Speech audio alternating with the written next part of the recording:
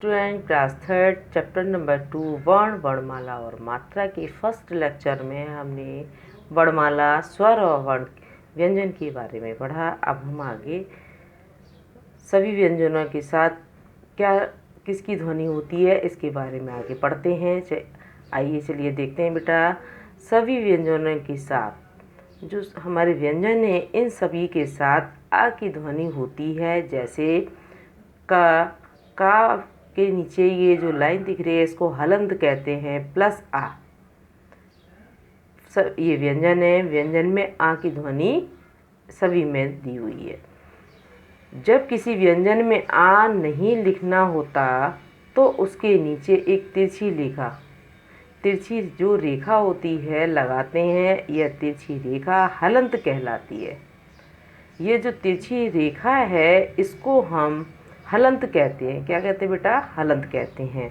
मात्राएं हिंदी के स्वर को में दो प्रकार से लिखे जाते हैं। हिंदी के जो स्वर हैं वो दो प्रकार से लिखे जाते हैं। फर्स्ट है अपने मूल रूप में जैसे अ आ इ ई आदि। दूसरा है व्यंजन के साथ मात्रा के रूप में जैसे क नीचे हलंत दिया हुआ है प्लस आ यानी का।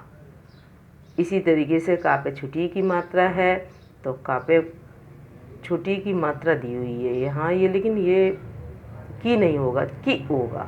इसका छोटी की मात्रा है तो की होगा, एक की नहीं होगा।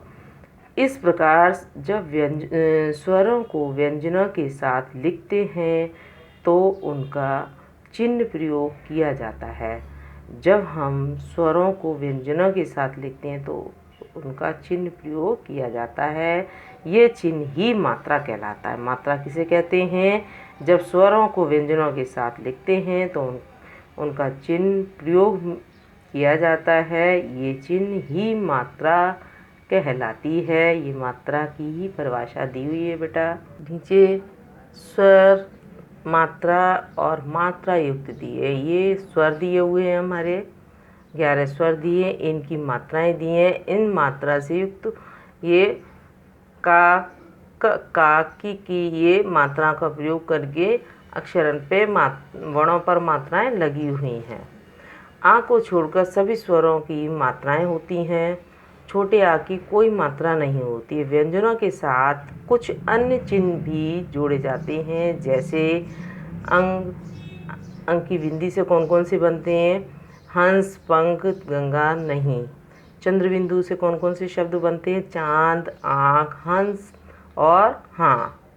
विसर्ग से कौन कौन से शब्द बनते हैं? नमा, अतः, प्रातः। ये इन बिंदियों से, इन मात्राओं से, इन चिन्हों से कुछ शब्द बनते हैं। चैप्टर 2 आपका कंप्लीट हुआ बेटा। अब इसकी जो एक्सरसाइज दी हुई है बुक में, एक्सरसाइज वो आपकी बुक में ही करनी है। ये एक्सरसाइज पूरी दी हुई है, ये एक्सरसाइज आपको बुक में करनी है। इसके जो प्रश्न उत्तर हैं आपको हिंदी सेकेंड की न्यू कॉपी जो बनाएंगे आप सेकेंड कॉपी में उसमें लिखिएगा। हिंदी के जो प्रश्न उत्तर है इसकी आपको इमेज भेजी जाएगी। वो हिंदी के प्रश्न उत्तर हिंदी की नई सेकेंड कॉपी बनाइएगा, उसमें साफ साफ लिखिएगा। Thanks student.